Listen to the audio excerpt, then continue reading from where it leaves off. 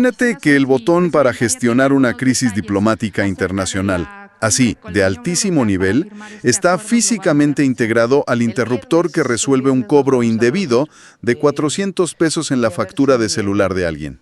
Es una locura, pero digo, eso es exactamente lo que ocurre cada mañana, ¿no? Sí. En un lapso de un par de horas, la Administración Federal intenta gestionar las tensiones geopolíticas globales y al mismo tiempo los problemas de atención al cliente más microscópicos desde un mismo atril. Así es. Y por eso, hoy vamos a hacer un análisis a fondo de las transcripciones de la conferencia matutina del lunes 18 de mayo de 2026. Pero ojo, nuestra misión de hoy es ignorar los anuncios oficiales preempaquetados. Claro, irnos al meollo del asunto. Exacto. Nos vamos a enfocar exclusivamente en el campo de batalla, o sea, el ida y vuelta, la fricción real entre las preguntas de los reporteros y las respuestas de la presidenta y su gabinete. Y antes de desmenuzar estos intercambios, es súper importante hacer una aclaración indispensable para la audiencia. Muy cierto. Adelante con eso. Pues, a ver, dado que las fuentes que estructuran este análisis contienen posturas políticas sumamente marcadas, hablamos de acusaciones muy fuertes tanto de izquierda como de derecha, este espacio no toma partido político. Cero. Aquí no hay bandos. Exactamente. Nuestra función aquí no es endosar ninguna visión ni validar las acusaciones. El objetivo es reportar y desmenuzar imparcialmente el contenido de las fuentes originales. Ajá, para que quienes nos escuchan puedan comprender qué ideas están debatiendo y cómo operan estas tensiones, ¿no? Precisamente, se trata de analizar el mecanismo, no de tomar bando. Perfecto. Pues a ver, desempacamos esto, porque el primer gran bloque de preguntas aborda un tema que parece un simple ajuste de calendario, pero en realidad es una cirugía mayor a la estructura del Estado. Sí, el tema de la elección judicial. Ese mero. El canal del Congreso puso sobre la mesa este sorpresivo movimiento de retrasar la elección de jueces y magistrados. O sea, estaba proyectada para el 2027 y de pronto mueven todo el tablero al 2028. Y la pregunta del reportero iba directo a la yugular, ¿eh? Cuestionaba cuáles eran los criterios reales para este cambio, más allá de que el costo económico fuera muy alto. Claro. ¿Y qué responde la presidencia ahí?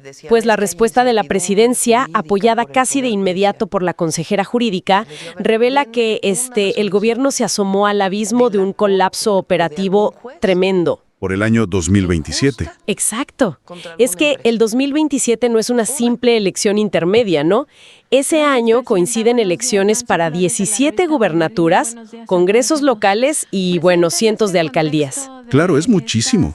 Y a eso hay que sumarle esta regla constitucional de oro que nació con la reforma al Poder Judicial, de que las casillas para el Poder Judicial tienen que estar separadas. Separadas físicamente, sí, porque no participan partidos políticos en esa votación. O sea, a ver, es como intentar organizar una convención corporativa gigantesca y una boda masiva en el mismo hotel, el mismo día, y pedirle a los invitados que no se mezclen en los pasillos. Qué buena analogía. Y sí, así de caótico iba a ser. Porque físicamente el Estado tendría que duplicar toda la infraestructura en un solo día. ¿Te imaginas a la gente haciendo fila en una escuela para votar por su alcalde y luego caminando unas cuadras a otra casilla para votar por un juez? Pues la proyección interna admitió que el nivel de abstencionismo e invalidación de votos iba a ser catastrófico. Pero a ver, yo te pregunto, ¿realmente es solo un tema de logística o hay una estrategia más profunda al mover el tablero un año entero? Lo fascinante aquí es que, obvio, la logística es real, pero moverlo al 2028 funciona también como un escudo político muy calculado. A ver, cuéntame más de eso. Pues ya tuvieron lecciones aprendidas en la primera fase de la reforma en 2025. Ahí vieron que si empalmas esto con elecciones locales, el votante sufre de fatiga democrática.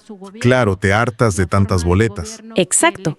Entonces, la solución del 2028 propone empatar esta elección judicial con la posible votación de revocación de mandato. Ah, claro. Unifican los comités y las boletas. Y simplifican el proceso, sí. Así evitan que el tema judicial quede sepultado bajo las campañas a gobernador y de paso mantienen a la gente movilizada. Pues vaya jugada. Y esta misma maquinaria de contención la vemos cuando la conversación da un giro brusco hacia la seguridad internacional. Híjole, sí, el intercambio con el financiero. Estuvo tenso. El reportero presiona sobre las entregas de exfuncionarios de seguridad de Sinaloa a Estados Unidos y saca a colación todas estas narrativas de narcopolítica. Y cita publicaciones fuertes, como las del New York Times, que sugieren posibles vínculos criminales. La pregunta era básicamente si hay miedo en el gobierno de lo que vayan a declarar estos exfuncionarios allá. Y la presidenta da una defensa contundente. Dice cero riesgo. Pero no se queda ahí, sino que argumenta que las agencias estadounidenses, como la DEA, ya no pueden operar libremente en México. Ajá, hace el contraste directo con la época de Calderón. Sí, ¿y te fijaste en las estadísticas que sueltan en ese momento? Sí, el contraste de sexenios es la base de su argumento. Dicen que antes hubo solo 39 detenciones relevantes. 39. Ajá, y luego dan el dato actual. De 50,000 detenciones en año y medio, dicen tener 672 detenciones relevantes y 56 que catalogan como muy relevantes. O sea, usan los números como escudo. Y aquí la narrativa choca de frente. Por un lado tenemos a los medios y Estados Unidos presionando, y por el otro esta postura inflexible de soberanía donde México le exige a Estados Unidos que reduzca su consumo y frene el tráfico de armas. Que es un punto crítico, Dan el dato de que el 75% de las armas de los cárteles vienen de allá. Exacto. Pero ¿qué significa esto para la relación bilateral a corto plazo? Digo, anuncian visitas clave del secretario de Seguridad Nacional de Estados Unidos y de la titular de control de drogas. Pues si conectamos esto con el panorama general, esta retórica es una herramienta clásica de su política exterior. Usan las conferencias para trazar líneas rojas públicas a Washington. O sea, invierten la culpa. Totalmente. Ponen el reflector sobre el problema de las armas y el consumo estadounidense para que cuando lleguen estos funcionarios ya estén a la defensiva. ¡Wow! Es diplomacia a través de la televisión nacional. Así es. Y hablando de diplomacia, aquí es donde se pone realmente interesante. O sea, pasamos de la presión de Washington a la historia con Europa. Y bueno, la diplomacia internacional resolviéndose, o al menos pausándose, en las gradas de un estadio de fútbol. Es un giro súper surrealista. Un reportero saca el tema de España. Sí, porque confirma que el rey de España va a visitar Guadalajara para un partido de la selección española, presumiblemente por el Mundial. Y la presidenta aprovecha para dar todo el contexto histórico, recordando por qué se excluyó al rey de la toma de posesión. Por el agravio de la carta filtrada, ¿no? Esa donde México pedía disculpas por la conquista. Exacto.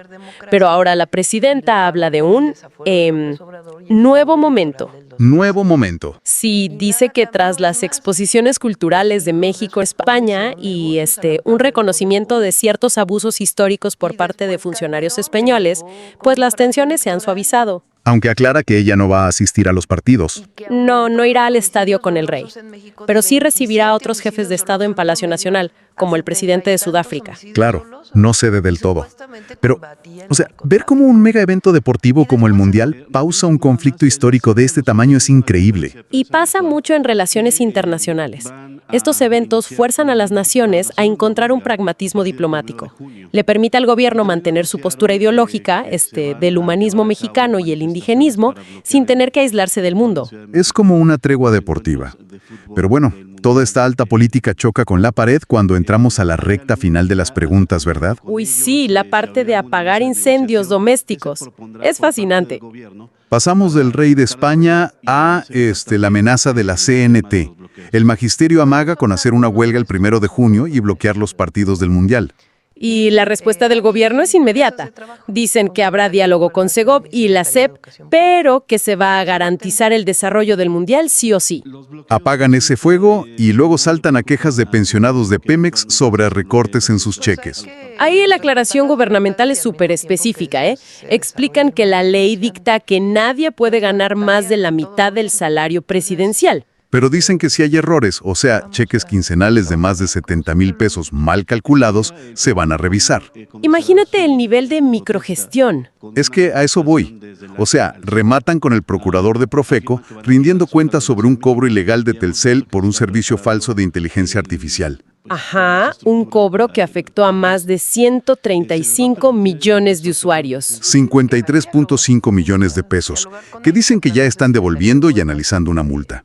Pero a ver, es fascinante ver cómo en un lapso de minutos pasan de debatir con la Casa Blanca a resolver un cobro indebido en tu factura de celular. Sí, sí. ¿No revela esto una inmensa carga microgestora de este formato de comunicación? Pues mira, esto refleja cómo la conferencia funciona como un tribunal público y a la vez como un buzón de quejas gigante. Un buzón de quejas a nivel nacional, sí. Exacto.